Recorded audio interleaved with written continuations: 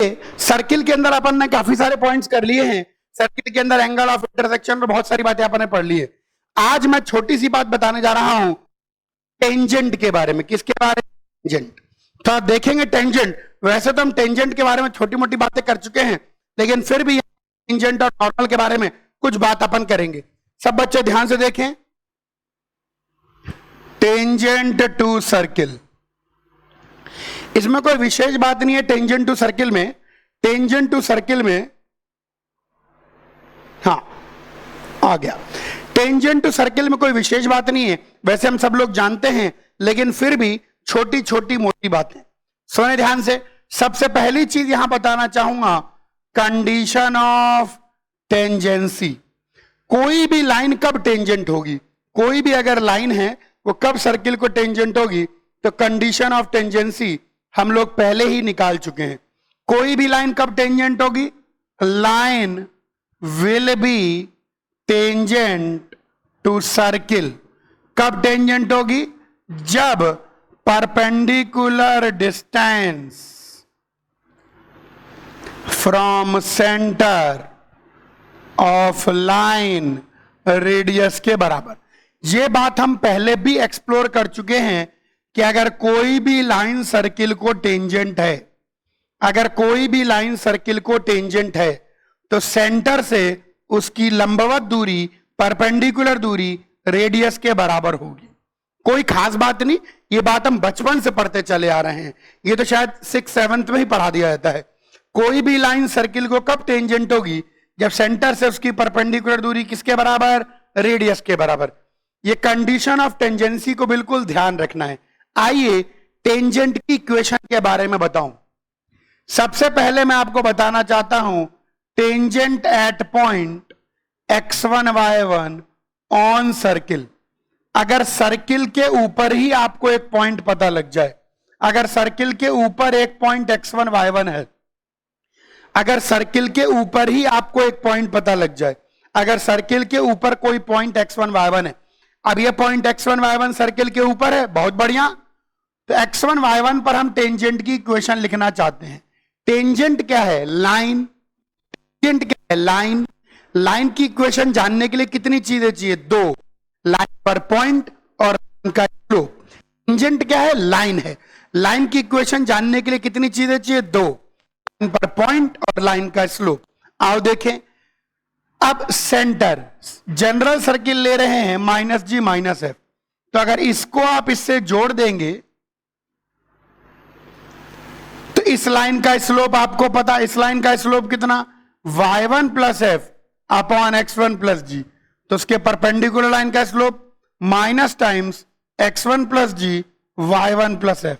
Slope पता, point पता, tangent की इक्वेशन पता, तो आ गई y - y1 minus times x1 + g upon y1 + f into x - x1। ये लीजिए, इतना ज्यादा आसान है tangent at point x1 y1 on circle. अगर सर्किल के ऊपर कोई पॉइंट है, गजब की बात बताने जा रहा हूं, ध्यान दीजिएगा। अगर सर्किल के ऊपर कोई पॉइंट x1 y1, अगर सर्किल के ऊपर कोई पॉइंट x1 y1, तो वहां पर हम निकालेंगे टेंजेंट की इक्वेशन। बहुत आसान, उस पॉइंट को सेंटर से मिला दो, वो लाइन टेंजेंट के परपेंडिकुलर हो जाएगी, तो उस पॉइंट और सेंटर को जोड़ने वाली लाइन का स्लोप निकाल लो, तो टेंजेंट का स्लोप आ गया। स्लोप पता, पॉइंट पता, लाइन की इक्वेशन पता। इसको रीअरेंज करते हैं, तो इसको रीअरेंज करेंगे तो ये ऐसा दिखाई पड़ेगा, x(x1 + y(y1) + g into x + x1 f into y + y1 + c। Rearrange करने पर ये आपको ऐसा दिखाई पड़ेगा।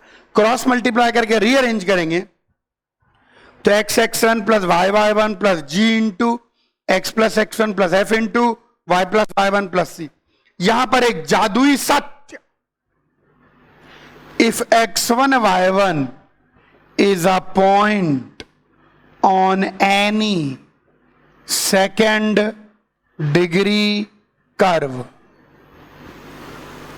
अगर x1 y1 कोई भी पॉइंट है second degree curve, then equation of tangent at x1 y1 can be simply obtained by replacing, x square को रिप्लेस कर देंगे x1 से, वाई स्क्वायर को y1 से, x को x प्लस x1/2 से, y को y प्लस y1/2 से, x इंटू वाई को x1y x1y। गजब का सच आज आपके सामने उभरा है। ब्रह्मांड में कोई भी सेकेंड डिग्री कर्व हो, ब्रह्मांड में कोई भी सेकेंड डिग्री कर्व हो। अब सेकेंड डिग्री कर्व क्या क्या हो सकता है मैं बताता हूं। सेकेंड डिग्री कर्व केवल 4 ही होते हैं, 5 पकड़ लो, 5 सेकेंड डिग्री कर्व केवल 4 ही होते हैं। सर्किल, इलिप्स, पैराबोला, हाइपरबोला, बस। इसके अलावा और कोई सेकेंड डिग्री कर्व होता ही नहीं। आईआईटी के सिलेबस में बेसिकली सेकेंड डिग्री कर्व ही है। आईआईटी सिलेबस में बेसिकली सेकेंड डिग्री कर्व ही है। ब्रह्मांड में केवल 4 ही सेकेंड डिग्री कर्व। अगर कोई भी सेकेंड डिग्री का कर्व है तो सर्किल, पैराबोला, इलिप्स या हाइपरबोला ही होगा। इसके अलावा और कोई सेकेंड डिग्री कर्व होता ही नहीं है, ध्यान रख लो आप। इसके अलावा और कोई भी सेकेंड डिग्री कर्व होता ही नहीं है, ध्यान रखो। अब सुनो मेरी बात को बहुत ज्यादा ध्यान से। ये तो एक बात आप समझ गए। और कोई भी सेकेंड डिग्री कर्व आ जाए, यानी सर्किल, हाइपरबोला, कोई भी सेकेंड डिग्री कर्व आ जाए, सारे सेकेंड डिग्री कर्व के ऊपर ऑन, यानी ये तरीका कभी तभी काम करता जब x1 y1 कर्व के ऊपर हो। अगर कर्व के ऊपर कोई पॉइंट x1 y1 है तो उस पॉइंट पे टेंजेंट बड़े निकल जाएगी। एक्स स्क्वायर को x1 से रिप्लेस कर दीजिए, वाई स्क्वायर को y1 से रिप्लेस कर दीजिए, x को x प्लस x1/2 से रिप्लेस कर दीजिए, y को y प्लस y2 से रिप्लेस कर दीजिए, और x इंटू वाई को रिप्लेस कर दीजिए x1 y प्लस x1/2 से। बस रट लो भाई साहब, रट लो भाई साहब। आप यही तरीका लगाना है, यही तरीका लगाना है। इस बात को बिल्कुल ध्यान देना, ठीक है। तो यही काम यहां पर भी किया। जनरल सर्किल की इक्वेशन याद है आपको? अरे याद ही होगी, x square plus y square plus 2gx plus 2fy plus c equal to 0। X square को x1 से, वाई स्क्वायर को y1 से, x को x प्लस x1/2 से, y प्लस y1/2 से रिप्लेस कर दीजिए। तो सर्किल के ऊपर कंडीशन ऑफ टेंजेंसी तो हमको आती थी, इसका भी हम यूज करेंगे थोड़ा रुक के। और अगर सर्किल के ऊपर कोई पॉइंट x1 y1 तो वहां पर हम बड़े आराम से निकाल सकते हैं टेंजेंट की इक्वेशन। और सर्किल छोड़ो, आज हमको ब्रह्मांडिक सत्य, ब्रह्म सत्य का ज्ञान हुआ है। खतरनाक सी बात, कोई भी अगर सेकेंड डिग्री कर्व है, कोई भी अगर सेकेंड डिग्री कर्व है, तो सेकेंड डिग्री कर्व के ऊपर अगर कोई पॉइंट x1 y1 है तो वहां पर आप बड़े आराम से टेंजेंट की इक्वेशन निकाल सकते हैं बाय दिस रिप्लेसमेंट। कॉपी करिए। हमने ये पता लगा लिया कि कब कोई लाइन टेंजेंट होगी, और साथ में हमने ये भी पता लगा लिया कि अगर सर्किल के ऊपर कोई पॉइंट x1 y1 है तो कैसे निकलेगी वहां पर टेंजेंट की इक्वेशन। अब मैं आपको सिखाऊंगा टेंजेंट फ्रॉम आउटसाइड पॉइंट। अगर बाहर का कोई पॉइंट है, मान लीजिए बाहर एक पॉइंट है x1 y1, तो बाहर के पॉइंट से सर्किल को कितनी टेंजेंटें खींच सकते हैं? 2। कोई खास बात तो नहीं बता दी गुरु ने, ये तो हमको पहले ही पता थी। तो बाहर के पॉइंट से हम 2 टेंजेंटें खींच सकते हैं। आइए इन दोनों टेंजेंट की इक्वेशंस मुझे चाहिए भाई। बाहर के पॉइंट से जो मैं 2 टेंजेंटें खींचूंगा, इन दोनों टेंजेंटों की इक्वेशन का इच्छुक हूं मैं।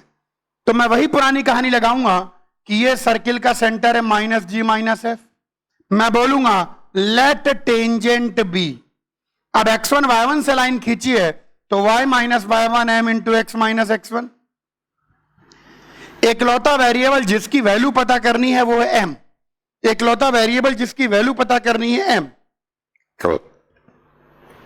तो m की वैल्यू हम पता कर लें। बस बहुत आसान, लगा दीजिए कि perpendicular distance from centre is equal to radius. जैसे ही आप ऐसा करेंगे आपको मिलेगी quadratic in m get m। देखो क्वाड्रेटिक इन m ही मिलनी चाहिए। क्यों मिलनी चाहिए क्वाड्रेटिक? क्योंकि बाहर के पॉइंट से कितनी टेंजेंटें आती हैं? 2। क्योंकि बाहर के पॉइंट से कितनी टेंजेंटें आती हैं? 2। मेथड सेट है। आप कहेंगे कि अगर लाइन x1 y1 से निकल रही है तो लाइन की ये चाहिए। इसके अंदर एकलौता अननोन, एकलौता वेरिएबल, एकलौती चीज जो नहीं पता वो है स्लोप m, और तो बाकी सब कुछ पता है, और तो बाकी सब कुछ पता है। फिर आप ये बोलेंगे कि भैया m नहीं पता, चलो कोई बात नहीं, तो perpendicular distance from a centre, अगर ये लाइन टेंजेंट है तो क्या होना चाहिए? ब्रह्मांड की कोई भी लाइन अगर टेंजेंट है परपेंडिकुलर डिस्टेंस रेडियस के बराबर होना चाहिए। काम बन गया। आइए नेक्स्ट, अभी अपन इस पर इलस्ट्रेशन लेंगे।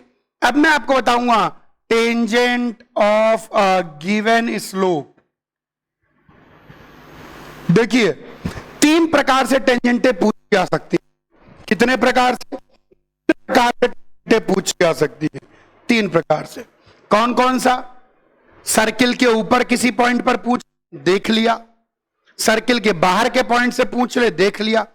यूं कि सर्किल की वो सारी टेंजेंट निकालो जिसका स्लोप 2 है, या सर्किल की वो सारी टेंजेंट निकालो जिनका स्लोप 3 है, एंड सो ऑन।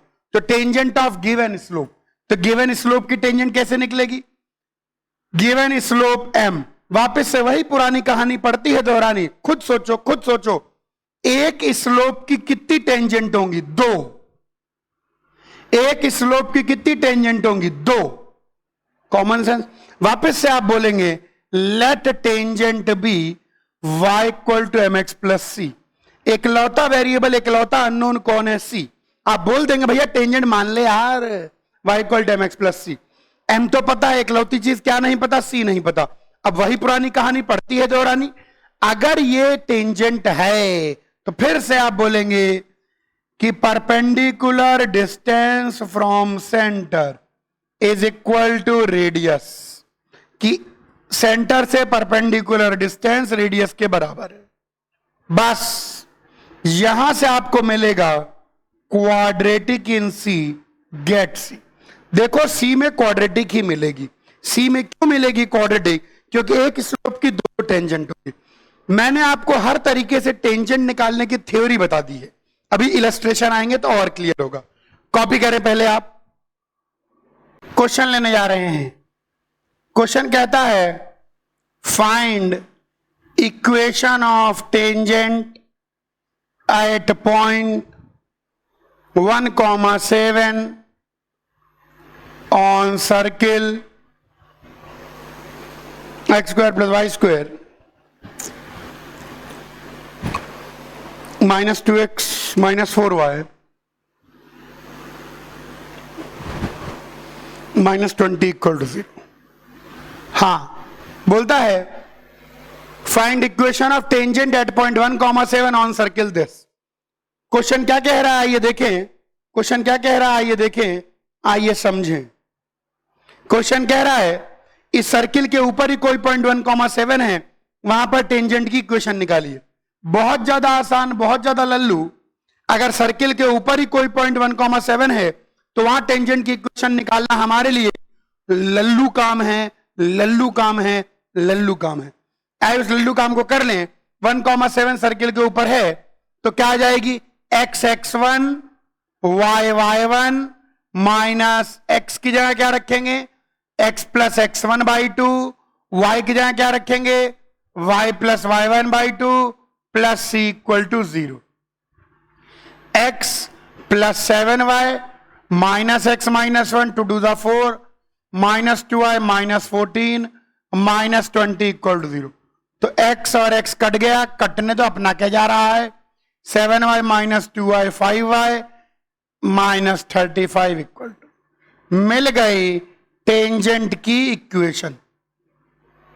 तो ये लीजिए 1,7 पर मिल गई टेंजेंट की इक्वेशन।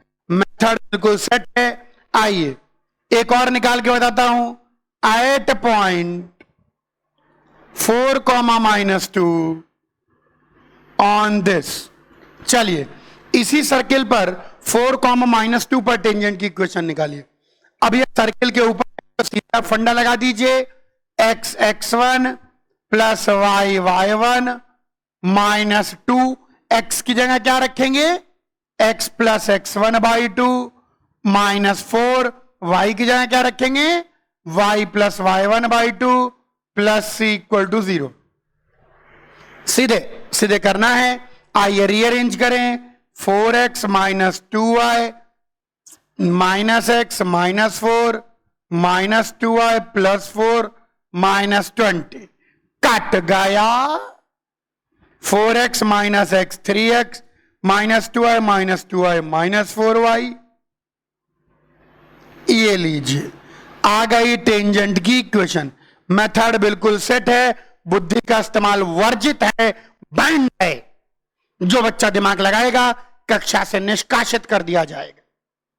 मेथड बिल्कुल सेट है, ध्यान दें इस बात को, ठीक है। अगर पॉइंट पता, सर्किल की इक्वेशन पता, तो टेंजेंट की इक्वेशन पता, कॉपी करो और तरीके बताएं। सवाल लें। एक और क्वेश्चन कहता है find equation of tangent to circle x square plus y square minus 6x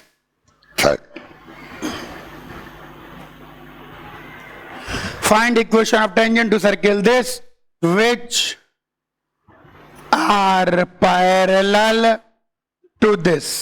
किसको पैरेलल हैं, 4x plus 3y plus 5 equal to 0, 4x plus 3y plus 5 equal to. चलिए इस सर्किल के उन सारे टेंजेंट की इक्वेशन निकालनी है जो इस लाइन के पैरेलल हैं।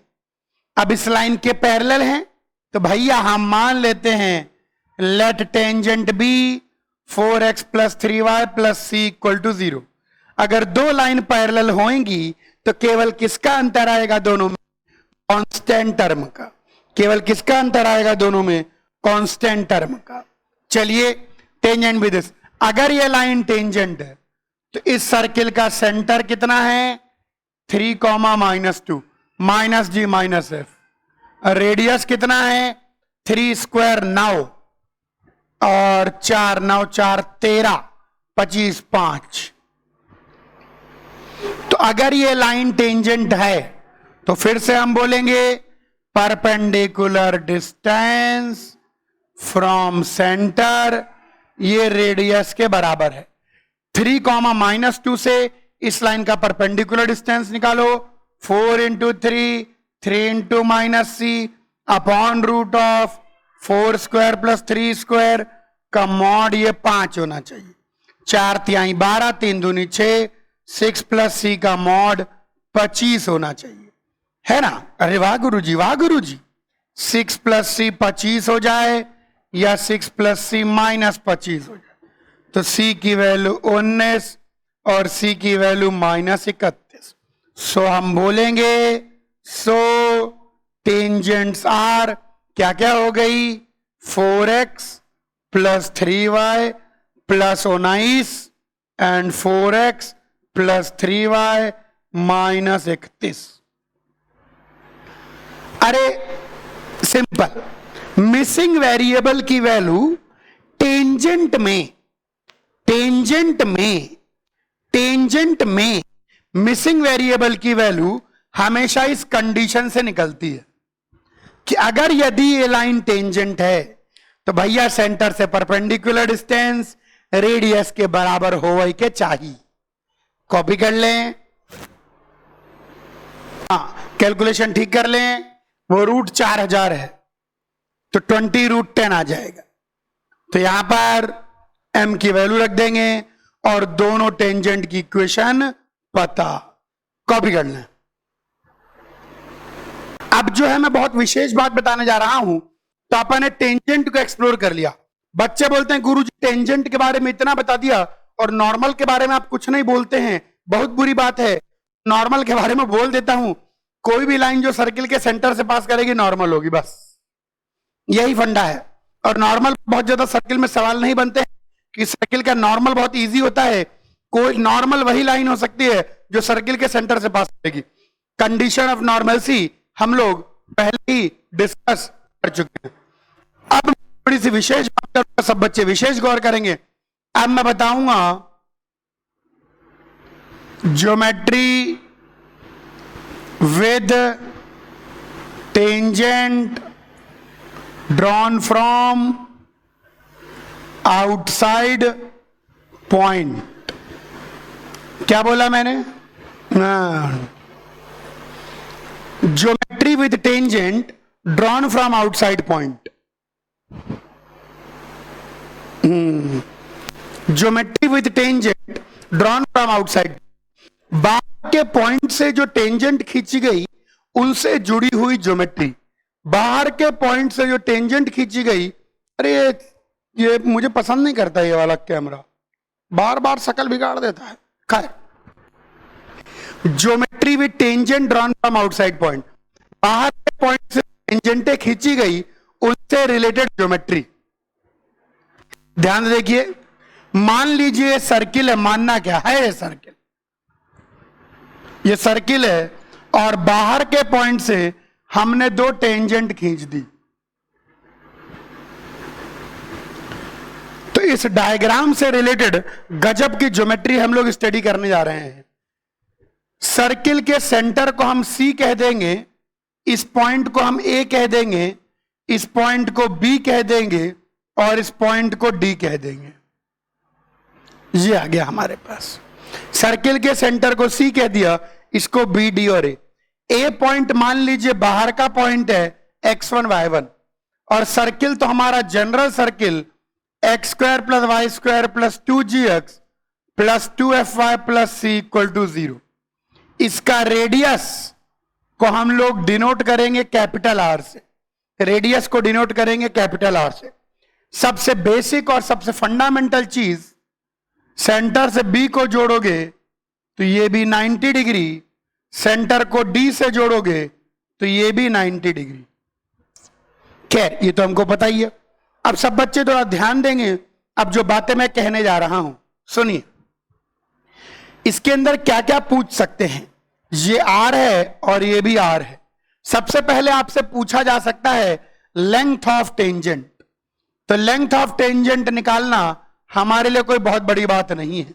लेंथ ऑफ टेंजेंट, ध्यान से सुनेंगे, length of tangent, length of tangent को L से डिनोट करते हैं, L से।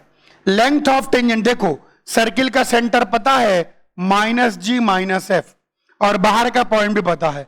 जरा पाइथागोरस थ्योरम पर ध्यान दें, तो लेंथ ऑफ टेंजेंट और कुछ नहीं होगी, AC square minus R square के बराबर होगी। R रेडियस हमको पता ही है, root of g square plus f square minus c। ये है लेंथ ऑफ टेंजेंट। अगर आप इसको पूरा सॉल्व कर लें तो ये निकल के आएगा x1 square plus y1 square plus 2gx1 plus 2fy1 plus c। AC कैसे निकालेंगे? AC आप निकाल लेंगे डिस्टेंस फॉर्मूला से, और R का गिवन ही है। ध्यान से देखो, ये और कुछ नहीं, रूट S1 ही आ गया, रूट S1 रटा हुआ होना चाहिए। सर्किल में बाहर का पॉइंट रख दें, सर्किल में बाहर का पॉइंट रख दीजिए, सर्किल में बाहर का पॉइंट रख दीजिए। ये सर्किल आपको गिवन है, इस सर्किल में बाहर का पॉइंट रख दीजिए, इस सर्किल में बाहर का पॉइंट रख दीजिए, ठीक है। बस रूट S1, ये मिल गया लेंथ ऑफ टेंजेंट। रट लीजिए लेंथ ऑफ टेंजेंट, तो हमको L पता, ये सब कुछ पता हो गया।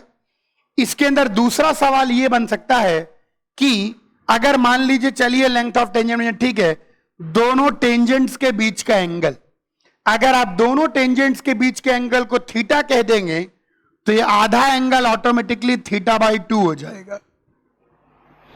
और सिर्फ अपनी आंखों से देखिए कि tan θ/2 इज R/L। तो आप बड़े आराम से tan थीटा निकाल सकते हैं। कैसे? 2 tan θ/2 upon 1 minus tan square θ/2, जो कि बन जाएगा 2R/L 1 minus R square by L square.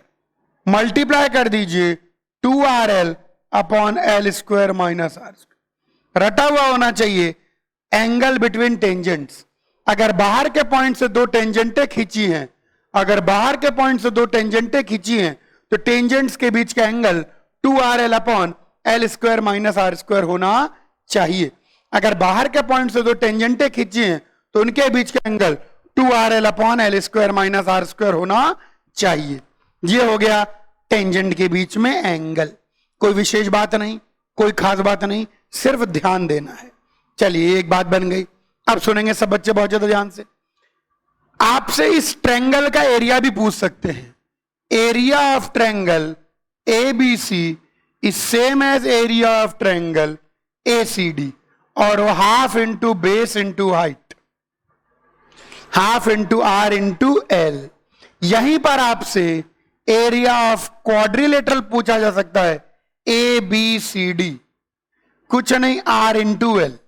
कैसे? ऊपर वाले ट्रायंगल का एरिया प्लस नीचे वाले ट्रायंगल का एरिया। अब एक नई चीज इंट्रोड्यूस करने जा रहा हूं, सब बच्चे इस नई चीज को ध्यान पूर्वक देखेंगे। BD, ये जो लाइन है BD, नीले रंग से बनाई है, पता नहीं आपको नीला दिख रहा है कि नहीं दिख रहा। BD is called chord of contact. BD कहलाती है chord of contact. Chord of contact का मतलब होता है बाहर के पॉइंट से जो टेंजेंट खींची, उनके पॉइंट ऑफ कॉन्टैक्ट को जोड़ने वाली लाइन कॉर्ड ऑफ कॉन्टैक्ट। इसकी डेफिनेशन सुन लें। Chord of contact is the line joining point of contact.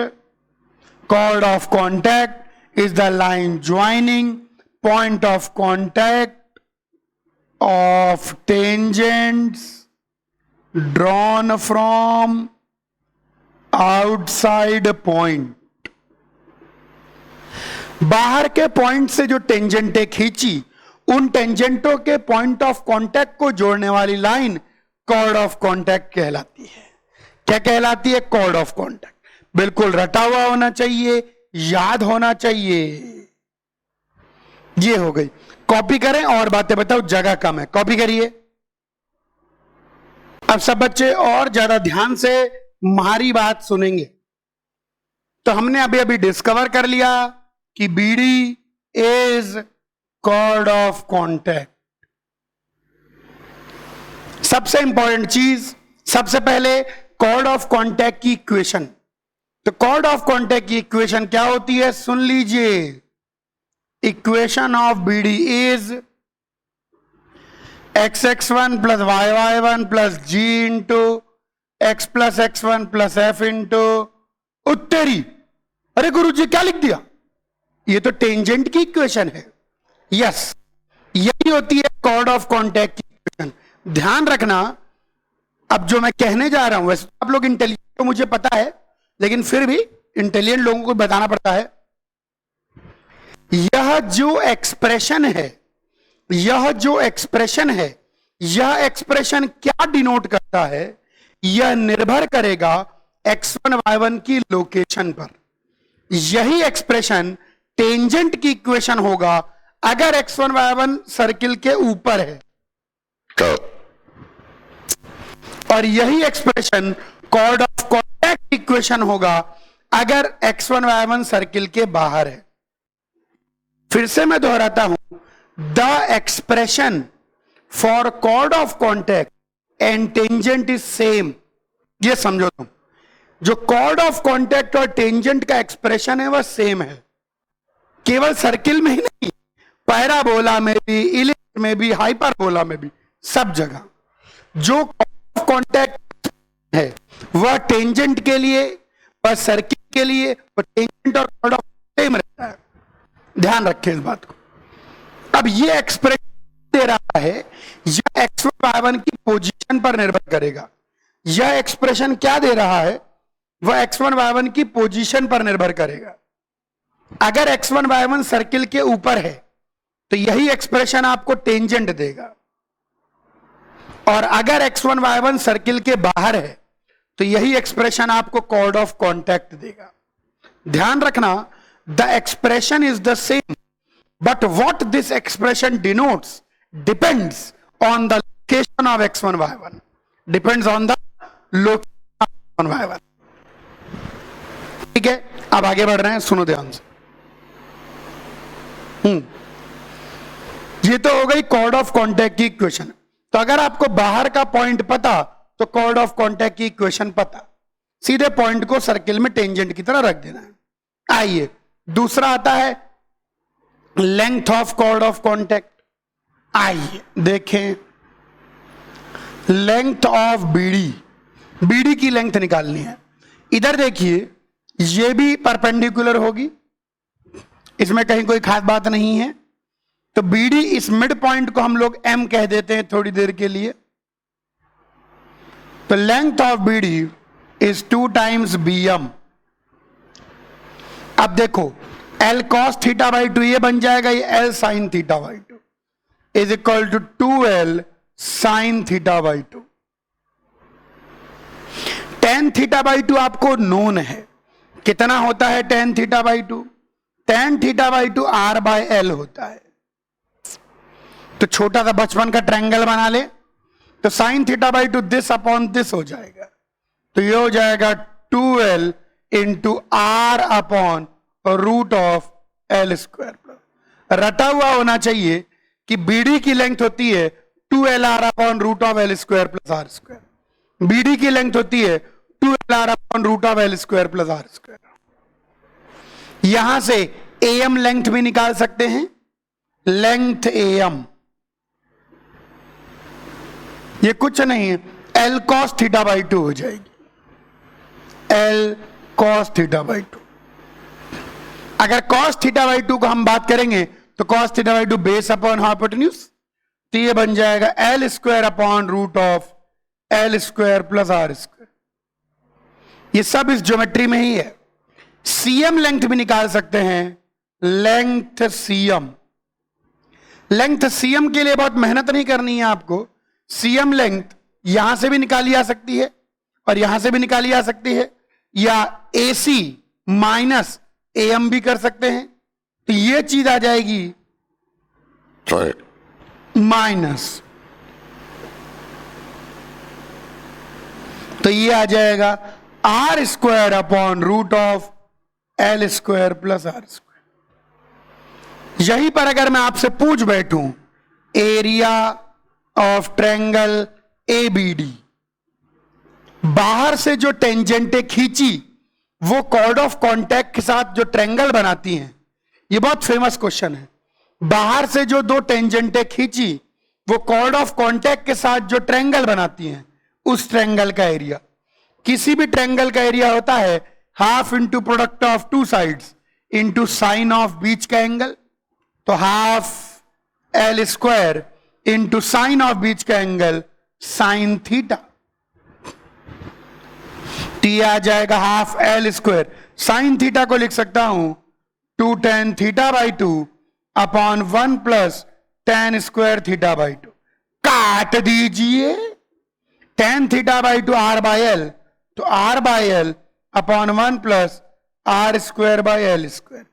ऊपर नीचे L स्क्वायर से मल्टीप्लाई कर दीजिए तो RL क्यूब।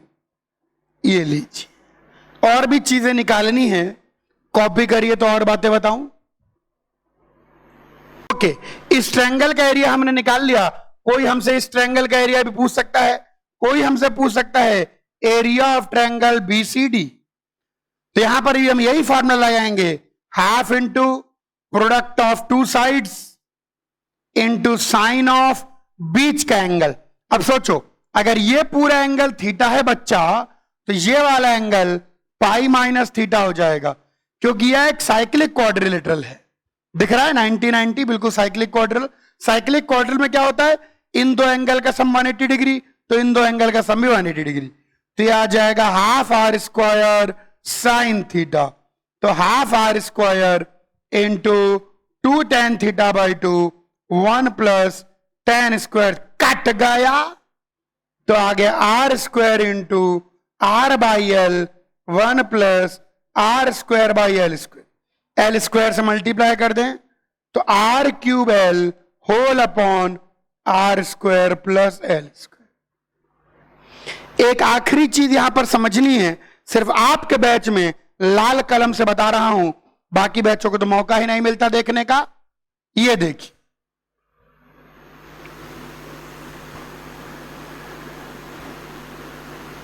हाँ सर्किल नहीं बना यार, तो टेढ़ा हो गया, सेब बन गया।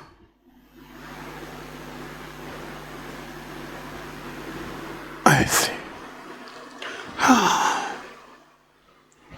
यस, चलिए कोई बात नहीं, सर्किल ना बना तो ना सही है, ठीक ठीक बन गया है, उतना बुरा नहीं है।